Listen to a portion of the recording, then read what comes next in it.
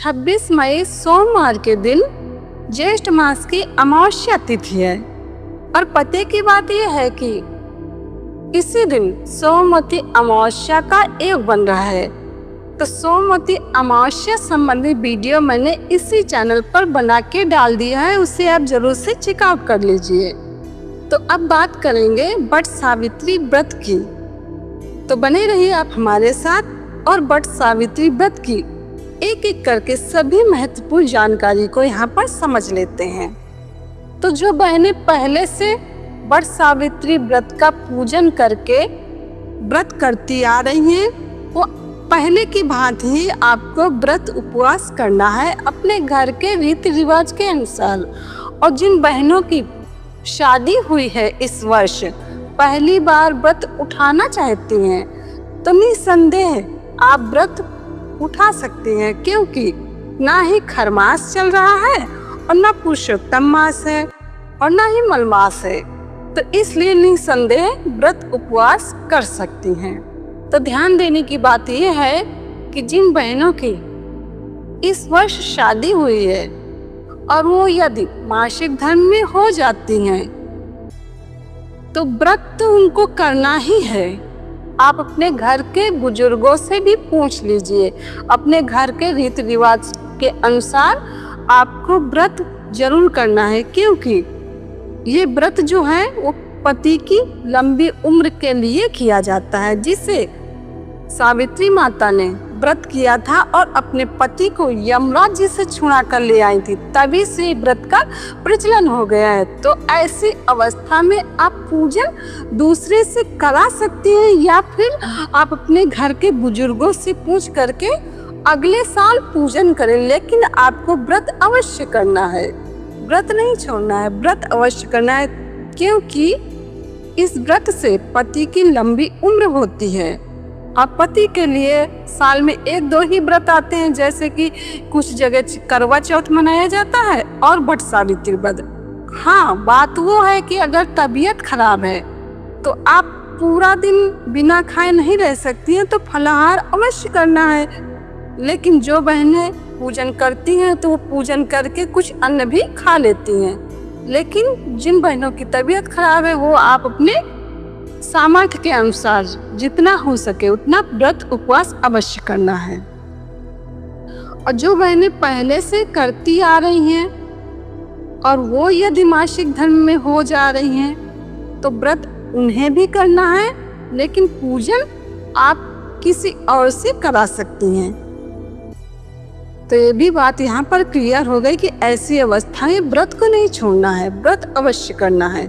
तो जिन बहनों की नई शादी हुई है, यानी कि इस वर्ष शादी हुई है, तो उनके पास तो सभी कुछ नया सामान होता है, नई साड़ी होती है, नए गहने होते हैं, और उसके बाद भी घर के लोग यदि आपको नया सामान दिला रहे हैं तो बड़े हर्ष की बात है, साहस स्वीकारिए और उनको पहन करके जरूर पूजा करिए। लेकिन ध्यान देने की बात यह है, जो आपको जो शादी के समय सामान दिया गया था उसमें से कुछ सामान अवश्य पहने, क्योंकि वो सगुन का सामान माना जाता है, शुभ होता है। और जो बहनें पहले से पूजा करती आ रही हैं, सिर्फ साड़ी आपको धुली हुई होना चाहिए, और नई साड़ी मिल रही है तो बहुत ही अच्छी बात है। से आप पुरानी साड़ी को भी पहन के पूजन कर सकती, लेकिन सिर्फ आपको ध्यान रखना है कि साड़ी धुली हुई हो। तो पूजन करने आप स्वयं पहले सज संवर लीजिए, श्रृंगार कर लीजिए अच्छे से, उसके बाद ही पूजन करने के लिए जाएं। ध्यान देने की बात यह है कि वट सावित्री व्रत में श्रृंगार का सामान अवश्य चढ़ाना चाहिए अपने सामर्थ्य के अनुसार, क्योंकि वट सावित्री व्रत जो है वो सौभाग्य की वृद्धि करता है। इसलिए जितना यथासंभव हो सके श्रृंगार का सामान अवश्य चढ़ाना चाहिए। तो श्रृंगार का सामान हो गया पूजन में। और घर में जो पकवान बनता है, कुछ जगह क्या करते हैं कि बरगद का जो फल होता है ना, उसी के आकार का आटे के गोल गोल मीठे बना लेते हैं, तो वो रख लिया। अपने घर के रीति रिवाज के अनुसार किसी जगह 12 रखते हैं, किसी जगह 14 रखते हैं। तो आप अपने घर के रीति रिवाज के अनुसार जो हो उसके अकॉर्डिंग आपको रख लेना है, और ऋतु फल रख लेना है, और एक नारियल का फल अवश्य रखना है। और कच्चा धागा हो गया, श्रृंगार का सामान हो गया, और एक पान का पत्ता अवश्य रखना है। आरती हो गई, अगरबत्ती हो गई, सब कुछ हो गया। और आपको फिर एक लोटे में जल लेकर के उसमें कच्चा सूत डुबो करके बट वृक्ष की प्रदक्षिणा लगाना है। 7 है, 11 है, 21 है, 51 है, अपने शरीर के सामर्थ्य के अनुसार जितना कर सकते हैं करेंगे, उतना ही अच्छा रहेगा। और इस व्रत में एक पंखे की आवश्यकता होती है। तो पंखा यदि नया नहीं मिले तो पुराना पंखा हो ना, तो उसी को आप गंगा जल वगैरह छाट के यूज कर लीजिए। नहीं मिल रहा है ऐसी अवस्था में, अगर नया मिल रहा है तो बहुत ही अच्छी बात है। तो आपने पूजन कर लिया, उसके बाद आपको बट वृक्ष की प्रदक्षिणा लगाना है। प्रदक्षिणा लगाने के बाद आपको बैठ जाना है और जो आपने टीका किया होगा बट वृक्ष में, उस सिंदूर से आपको अपनी मांग में सिंदूर लगाना है। और उसी सिंदूर से आपको और भी सौभाग्यवती स्त्रियां होंगी, वहां पर औरतें होंगी, उनके भी आपको टीका लगा देना है। भावना करना है कि सौभाग्य की वृद्धि हो रही है। तत्पश्चात आपको यमराज जी को प्रणाम करना है, माता सावित्री जी को प्रणाम करना है और प्रार्थना करना है कि हे यमराज जी, जैसे आपने माता सावित्री जी को आजीवन सौभाग्यवती रखा है, उसी प्रकार मुझे सौभाग्यवती का आशीर्वाद दीजिए। इसके बाद जो वहाँ पर चढ़ाया गया श्रृंगार का सामान है, उस श्रृंगार में से एक सामान अपने लिए प्रसाद रूप में रख लीजिए।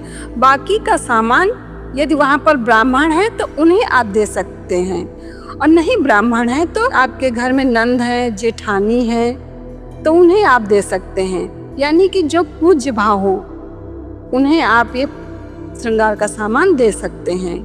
तो ये भी बात यहाँ पर क्लियर हो गई कि चढ़ाए गए श्रृंगार के सामान को क्या करना है। जो आपने बरगद चढ़ाए होंगे तो उन्हें आपको ले लेना है, और जैसा आपका रीति रिवाज हो, कुछ लोग वहीं कुछ खा लेते हैं और कुछ लोग घर में लेके आते हैं, तो आप अपने रीति रिवाज के अनुसार कर लीजिए।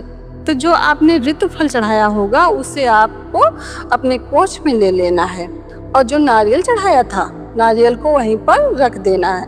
और जो दक्षिणा रूप में कुछ पैसे चढ़ाए होंगे तो पैसे आपको ब्राह्मण को ही दे देना है श्रृंगार के सामान के साथ ही। तो अमावस्या तिथि जो है ना, 26 तारीख को 12 बजे के बाद लग रही है, जो कि 27 मई मंगलवार को सुबह 8 बजे के बाद पूर्ण हो रही है। तो यदि उदयातिथि के हिसाब से 27 तारीख को बट सावित्री व्रत का उपवास करना है तो आप 8 बजे के पहले पहले आप पूजन कर लीजिए।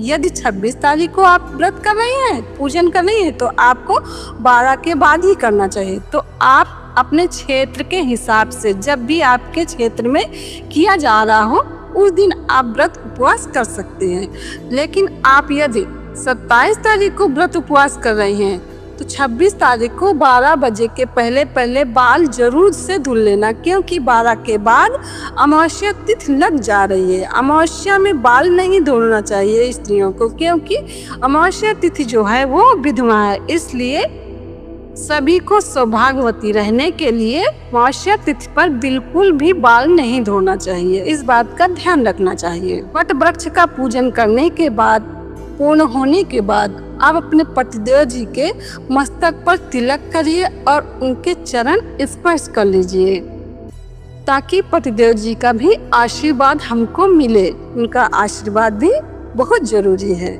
तो गुजरात और महाराष्ट्र को छोड़ करके बाकी के राज्यों में ज्येष्ठ मास की अमावस्या तिथि को ही बट सावित्री व्रत का व्रत उपवास किया जाता है, और गुजरात और महाराष्ट्र में बट सावित्री व्रत का पूजन और उपवास ज्येष्ठ मास की पूर्णिमा को किया जाता है, जो कि आने वाली 10 जून को है।